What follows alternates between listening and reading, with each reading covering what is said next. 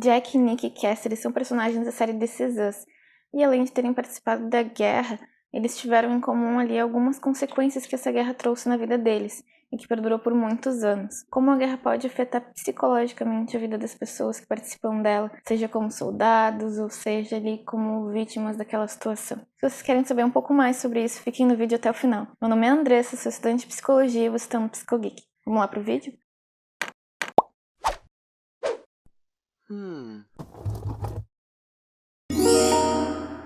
A série This Is Us traz várias histórias ali da família Pearson e de todos que participam dela, dos amigos, e traçando sempre passado, presente e futuro. O Jack, que é o marido da Rebecca, que são ali os personagens centrais que constroem toda essa família, que são os pais da Big Three, que são os 3 irmãos. Ele viveu a guerra do Vietnã e ele viveu isso, se alistou, depois que o irmão dele foi convocado para a guerra. Então ele queria proteger o irmão, ficar mais perto dele, o irmão Nick, e por isso ele foi para lá. E aos poucos a série vai mostrando o que essa guerra deixou de consequências para ele, pro Jack, porque o Jack nunca contou para a família dele e escondeu isso durante anos e não compartilhou nem com a Rebecca, tentando deixar sempre pro passado tudo isso. Inclusive em alguns momentos, quando ele se sente um pouco frustrado, parece que aqueles gatilhos voltam e ele começa a beber. E quando a Rebecca conversa com ele e ele parece magicamente para de beber, a gente pensa, tá, então tá tudo resolvido. Depois a série vai trazendo de novo esses pontos e mostrando por que será que isso aconteceu, por que será que ele tem esses gatilhos, por que será que ele bebe. E nesse momento que a série traz isso, ela retoma o passado do Jack, o passado do irmão do Jack, o Nick, os pais, como era esse núcleo familiar do Jack, mostrando ali que o Jack pode ter sintomas de estresse pós-traumático. E a gente pode perceber também nesse ponto da série, ela também mostra o Nick, a gente começa a conhecer melhor o irmão do Jack que ele escondeu esse tempo todo. E a gente também percebe que o Nick parece também ter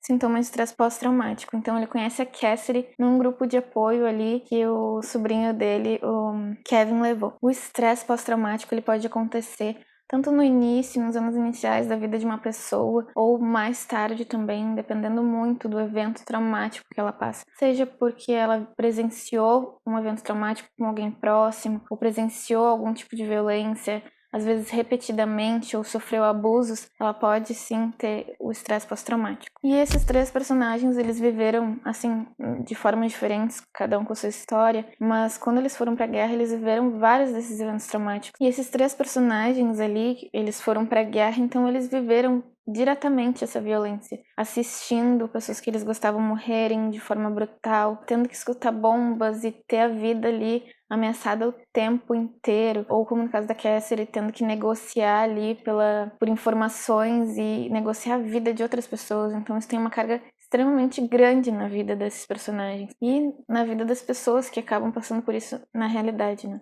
Eu vou apresentar aqui então os grupos de sintomas que se assemelham ao estresse pós-traumático deles, segundo o DSM-5, que é o Manual Diagnóstico Estatístico de Transtornos Mentais. Bom, primeiro vai ser o Jack Pearson, e eu vou trazer aqui um pouquinho também contextualizando a história dele e do irmão já junto. O Jack, ele viveu numa família violenta, então o pai dele mostrou que ele dava bastante carinho para ele ali no início, quando ele era pequenininho, mas quando o irmão nasceu, teve uma mudança ali no comportamento do pai dele. Ele bebia muito, ele era agressivo com a mãe do Jack, do Nick, violento e nas palavras, psicologicamente, fisicamente violento também. Então eles viviam numa casa cheia de medo, de insegurança e parecendo que com a felicidade sempre ameaçada. Como é que crianças crescem num ambiente assim? Isso já pode ser fatores de risco para desenvolver estresse pós-traumático, porque são traumas. Eles estão vivenciando violências de uma pessoa que era para cuidar deles e vendo essa pessoa machucar a própria mãe deles. Era um ambiente que era para ser acolhedor e acabou sendo assim. E o Jack, que era o irmão mais velho, sempre quis proteger o Nick. Então, quando chegou ali a maioridade deles e o Nick foi convocado para a guerra, o Jack ficou extremamente preocupado e logo quis se alistar também e ir atrás do Nick. E quando ele chegou lá, ele viu o Nick muito, muito mal, assim, muito devastado, muito angustiado. Depois que Jack voltou pra guerra, brigado com Nick, o irmão dele, que eu não vou dar mais spoiler do que já estou dando, ele levou a mãe dele embora. E lá na guerra ele passou por milhões de coisas, milhões de traumas. ele levou a mãe dele embora para outro lugar mais seguro, longe do pai dele, e deixou essa vida para trás. Então, pouquíssimo ele falava com a mãe dele, era ali todo domingo, se eu não me engano, que eles tinham marcado de um ligar pro outro. Então, ele esperava a ligação dela, eles conversavam um pouquinho, e era esse o encontro deles. Ele nunca ia ver ela, ele deixou essa vida literalmente no passado. E isso é um dos sintomas para quem passa por estresse pós-traumático. Qualquer lembrança do evento causaria muita dor, a pessoa tenta negar e tenta evitar ao máximo. E no caso, a família dele lembra o Nick, que é o irmão dele, estava na guerra, então lembra toda essa vida que ele teve e também toda a violência que ele passou quando criança. Então eram quase que 2 traumas diferentes, 2 situações traumáticas diferentes que ele estava tentando evitar. E isso já leva a outro sintoma, que são as lembranças intrusivas. Então, tanto essa evitação é justamente para que essas lembranças intrusivas não venham, mas às vezes, mesmo sem esses gatilhos, as lembranças intrusivas daqueles momentos traumáticos também acabam acontecendo. Ele também passa por alterações de humor, comportamentos irritadiços, mas tudo isso a gente quase não percebe durante o momento que as crianças estão crescendo ali, muito pouco no início, como eu disse, que ele começou a beber logo que eles tiveram os filhos. Então pode ser que esses pequenos problemas do dia a dia ali retomem algum trauma, seja da guerra ou seja da própria vida do Jack, que façam então ele beber ou ter esse tipo de comportamento um pouco autodestrutivo para tentar evitar aquelas memórias ou tentar lidar de alguma forma, quase como uma fuga, assim, daqueles sentimentos angustiantes e sofridos que ele não quer sentir. Outro momento que a gente vê de novo ele bebendo bastante é quando os filhos se tornam adolescentes ali, que o Jack e a Rebecca estão quase se separando e a Rebecca tá indo atrás da carreira dela, eles começam a brigar muito. E mesmo que esse medo do abandono, que a Rebecca abandone ele, possa não estar diretamente ligado com a guerra, acaba desencadeando ali possíveis sintomas do estresse pós-traumático também. Agora eu vou falar do Nick. Então a história da família do Nick vocês já sabem porque eu acabei de contar através do Jack. E ele saiu ali de casa muito inseguro e tudo, tinha uma personalidade assim mais insegura do que o Jack, tanto por conta do jeito que o pai dele tratava ele. E quando ele vai pra guerra, ele vai como médico socorrista, então ele vê a brutalidade assim o tempo todo, tendo que salvar os colegas dele ali, às vezes faltando alguns membros, ele via muita brutalidade. Quando o Jack chega lá, ele vê o irmão dele ali devastado, angustiado, irritadiço, e parece que ali já começam os sintomas do Nick.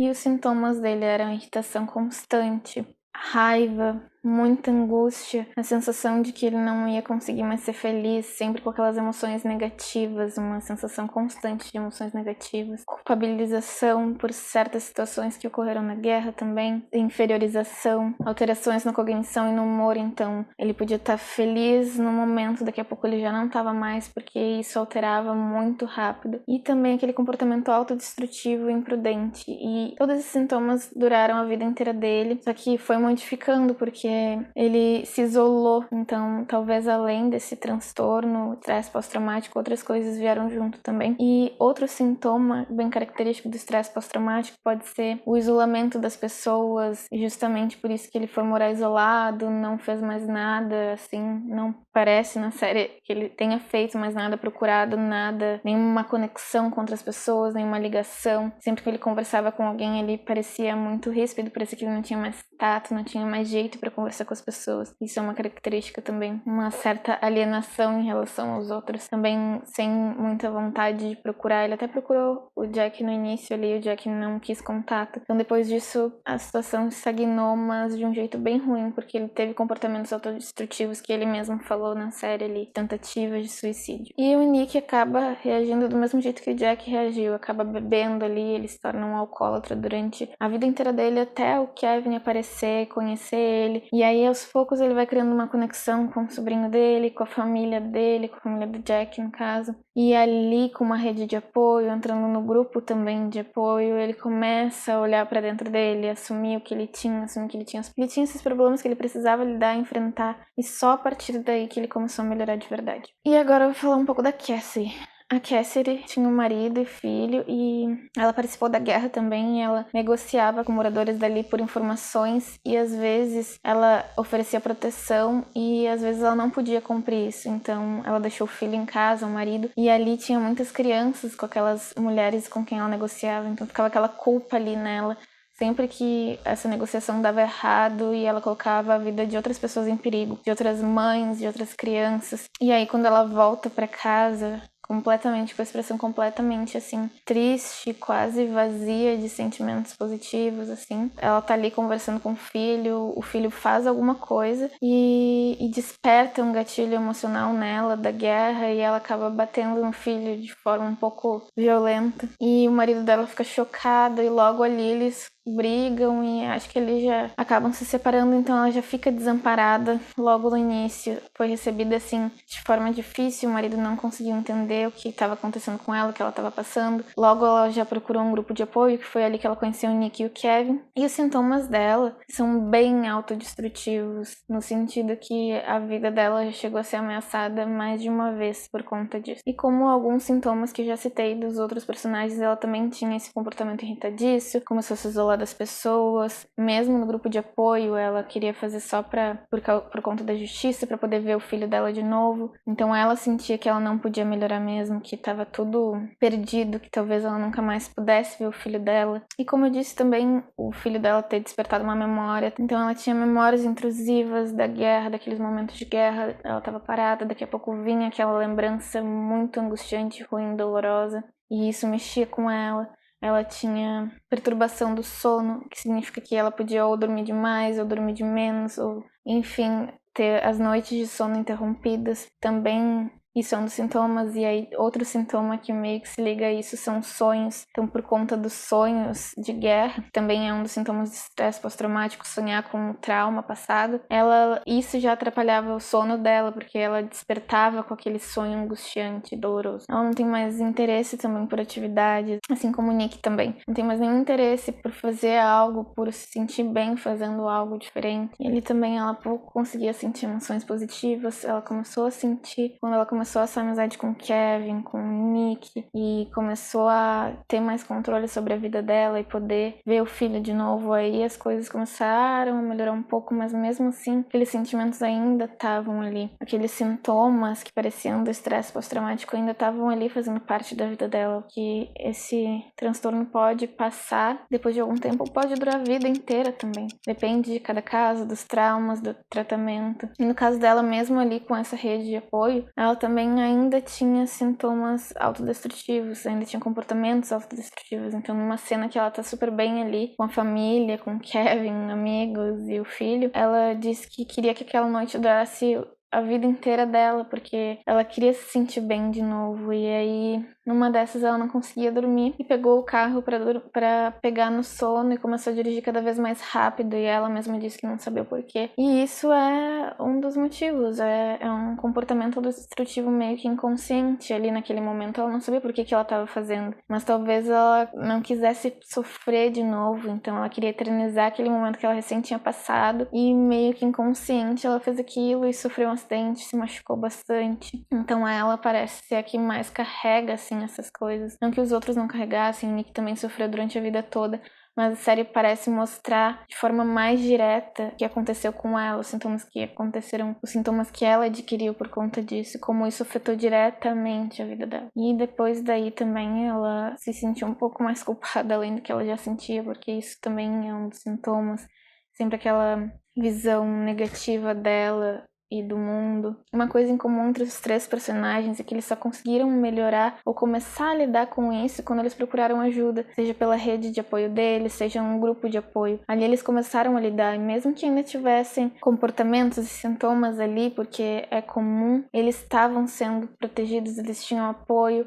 eles estavam conscientes do que estava acontecendo com eles e eles queriam melhorar. Então, ter uma rede de apoio, procurar ajuda, seja grupo de apoio, mas principalmente se vocês estão assistindo estão sentindo alguns desses sintomas porque passaram por algo muito traumático, procurem ajuda psiquiátrica ou psicológica. Tenham uma rede de apoio, procurem família, amigos, porque é muito importante. Às vezes não é só uma coisa que vai ajudar, é um conjunto inteiro. Muitas vezes essas pessoas que passam pelo estresse pós-traumático, elas podem precisar de medicamento, mas é muito importante destacar aqui que só quem pode dar um diagnóstico correto é um profissional especializado. E também quem pode medicar é o psiquiatra. Então, tenham essa noção antes de fazer qualquer coisa. Procurem quem vocês confiem e depois procurem ajuda médica, procurem ajuda profissional. E uma curiosidade, algumas pesquisas foram feitas e dizem que pessoas que passaram pela guerra têm muito mais chances, às vezes, do que qualquer outra pessoa de desenvolverem estresse pós-traumático. E também, 80% das pessoas com estresse pós-traumático têm chance de desenvolver outros transtornos emocionais, como bipolaridade, ansiedade ou depressão. Então, esse foi o vídeo de hoje, eu espero que vocês tenham gostado. Eu fiz um vídeo recentemente sobre a guerra entre Rússia e Ucrânia também, retomando um pouquinho o que eu já disse aqui sobre